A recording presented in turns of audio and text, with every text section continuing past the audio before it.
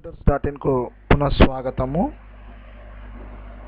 ఇవాల్టి పాఠంలో మనం వేరియబుల్స్ మరియు కాన్స్టాంట్స్ గురించి తెలుసుకుందాం.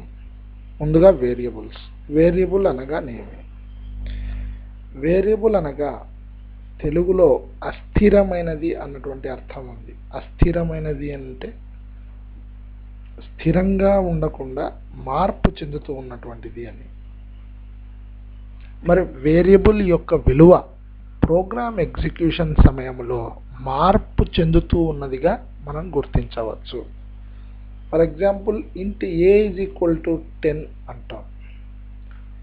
తర్వాత A is equal to A plus 10 అన్నప్పుడు ఇప్పుడు ఏ విలువ 20గా మారిపోయింది, అంటే 20గా మారిపోయింది. ఇంతకుముందు 10 ఉన్నటువంటిది ఇప్పుడు ఏ ప్లస్ 10 అంటే 10 ప్లస్ 10 అయ్యి 20గా మార్పు చెందుతూ ఉన్నది ప్రోగ్రామ్ ఎగ్జిక్యూషన్ సమయంలో. కంప్యూటర్ మెమరీ లొకేషన్ను గుర్తించడానికి ఇచ్చిన పేరునే వేరియబుల్ నేమ్ అందరు. మామూలుగా మనకు తెలిసినట్లుగా కంప్యూటర్ మెమరీ అన్నది సీక్వెన్షియల్గా ఉంటుంది. ప్రతి మెమరీ లొకేషన్కి ఒక అడ్రస్ ఉంటుంది. అడ్రస్ సే ఫర్ ఎగ్జాంపుల్ 1001 అనుకుందాం. 1001, 1002, 1003 so on until end of the memory. ఆ విధంగా మెమరీ లొకేషన్కు ఒక అడ్రస్ ఉంటుంది. ఆ మెమరీ లొకేషన్ యొక్క అడ్రస్కు మనం ఇచ్చినటువంటి పేరునే, ఆ లొకేషన్కి ఇచ్చినటువంటి పేరునే వేరియబుల్ నేమ్గా గుర్తిస్తున్నాము అని గుర్తించుకోవాల్సి ఉంటుంది.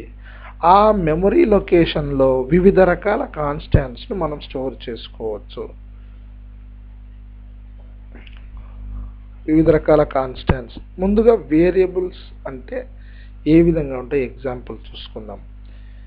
ఎంప్లాయీ నేమ్, EMP_name అనేటువంటిది one of the variable names. Employee name. అదేవిధంగా student_number. థర్డ్ వన్ మీరు student_numberగా ఇంటెన్షనల్గా S and Nను మనం క్యాపిటల్ లెటర్స్తో టైప్ చేయడం జరిగింది. ఎందుకంటే C is a case sensitive language. When I say C is a case sensitive language, capital S is different from small s, capital N is different from small n. So అనగా ఆ second variable declaration, third variable declaration డిఫరెంట్గా C compiler treat చేస్తుందని మీరు గుర్తించాలి. ఎందుకంటే capital లెటర్కి ఒక ASCII value ఉంటుంది, తర్వాత స్మాల్ లెటర్ ఎస్కి డిఫరెంట్ యాస్కీ వాల్యూ ఉన్నట్లుగా సి కంపైలర్ గుర్తిస్తుంది. అదేవిధంగా లాస్ట్గా email_id. ఇవి some of the valid names that can be given to any variable. Variable build చేసేటప్పుడు కొన్ని ప్రాథమిక అంశాలు గుర్తులో పెట్టుకోవాలి. ఒకటి, variable name can be any combination of characters, numbers, digits and underscores. Variable name ఈ క్యారెక్టర్స్తో కానీ, తర్వాత నంబర్స్తో కానీ, అండర్స్కోర్స్తో కాంబినేషన్లో మనం కన్స్ట్రక్ట్ చేయవచ్చు.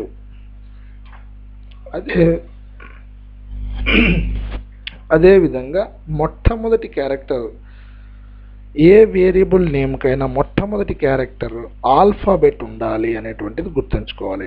డిజిట్తో మనం స్టార్ట్ చేయలేము ఏ వేరియబుల్ నేమ్నైనా.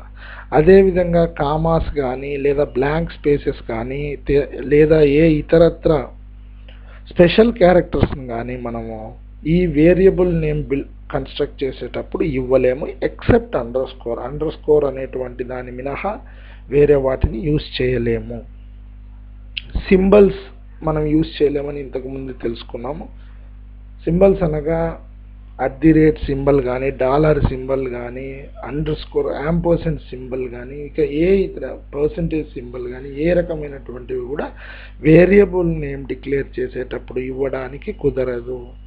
సో మనం వ్యాలిడ్ వేరియబుల్ నేమ్ అయితే ఎనీ కాంబినేషన్ ఆఫ్ క్యారెక్టర్స్ అయి ఉండొచ్చు, alphabets A to Z small కానీ క్యాపిటల్ లెటర్స్ కానీ, అదేవిధంగా నంబర్స్, తర్వాత కాంబినేషన్ ఆఫ్ అండర్ స్కోర్స్ ఉండొచ్చు. మొట్టమొదటి మాత్రం ఆల్ఫాబెట్టే ఉండాలి అనేటువంటిది గుర్తుంచుకోవాలి. కామాస్ కానీ బ్లాంక్ స్పేసెస్ కానీ special characters variable నేమ్లో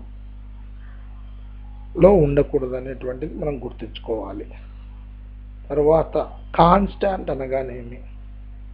so constant variable అనేటువంటిది అస్థిరమైనది అని మనం తెలుసుకున్నప్పుడు కాన్స్టాంట్ అనేటువంటిది స్థిరమైనది అన్నటువంటి అర్థం ఉంది.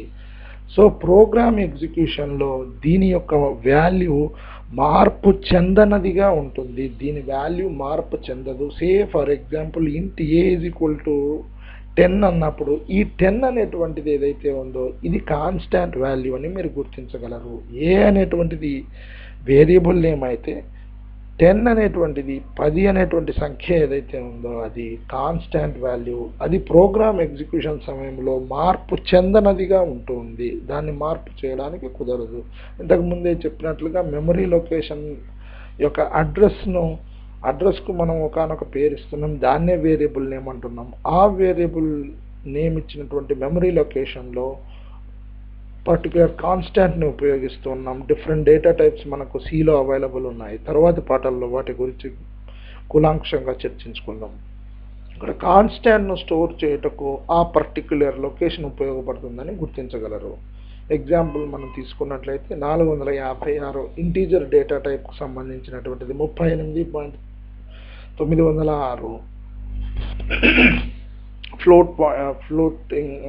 Float or double data type చెందినటువంటిది. అదేవిధంగా క్యారెక్టర్ ఏ సింగిల్ కోట్స్లో మనం ఇస్తూ ఉన్నాం. ఇది క్యారెక్టర్ డేటా టైప్కి సంబంధించింది. అదేవిధంగా www.telugucomputers.in అనేటువంటిది క్యారెక్టర్ అరేగా మనం గుర్తిస్తున్నాం. క్యారెక్టర్ అరేస్ గురించి తర్వాత పాఠాల్లో మనం తెలుసుకుందాం. ఓకే, అరే స్ట్రింగ్ వేరియబుల్ స్ట్రింగ్గా మనం ఉపయోగిస్తున్నాం. ఇక్కడ స్ట్రింగ్ అంటే క్యారెక్టర్ అరే అనే మనం గుర్తించగలము. ఇప్పుడు మనం ఎగ్జాంపుల్ తీసుకున్నట్లయితే వేరియబుల్స్ కాన్స్టాంట్స్ ఏ విధంగా ఉంటాయి అనేటువంటిది. మొట్టమొదటిగా మనం చర్చించుకున్నట్టుగా ప్రతి మెమరీ లొకేషన్కి ఒక అడ్రస్ ఉంటుంది అని మనం గుర్తిస్తూ ఉన్నాము. సే ఫర్ ఎగ్జాంపుల్ మీరు స్క్రీన్ మీద చూస్తున్న మెమరీ లొకేషన్ అడ్రసెస్ మీరు గమనించినట్లయితే 1001 నుంచి 1010 దాకా ఉన్నటువంటి మెమరీ లొకేషన్స్ అడ్రస్ మనం ఇస్తూ ఉన్నాము. అవి మెమరీ లొకేషన్కి ఉన్నటువంటి అడ్రస్, ఆ యొక్క అడ్రస్ నంబర్స్ అవి 1001. వాటిని ప్రోగ్రామాటికల్గా మనము A-B అనేటువంటి వేరియబుల్స్ని ఆ పర్టికులర్ సే ఫర్ ఎగ్జాంపుల్ 1006కి మనము ఇంట్ వేరియబుల్ అనేటువంటి variable నేమ్తో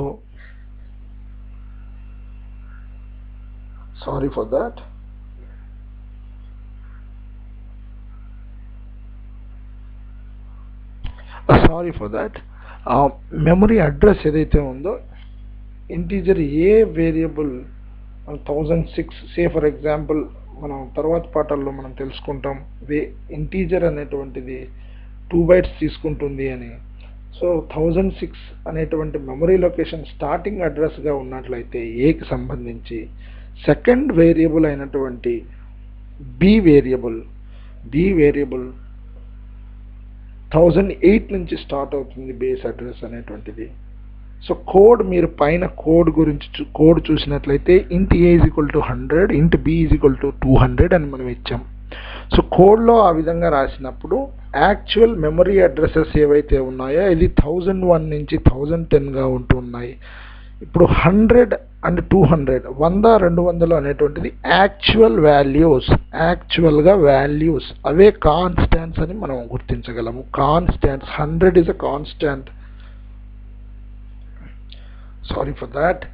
So value stored 100 and 200 అనేటువంటివి కాన్స్టాంట్స్, A, B అనేటువంటివి వేరియబుల్ నేమ్స్ అని మనం ఇక్కడ గుర్తించాలి.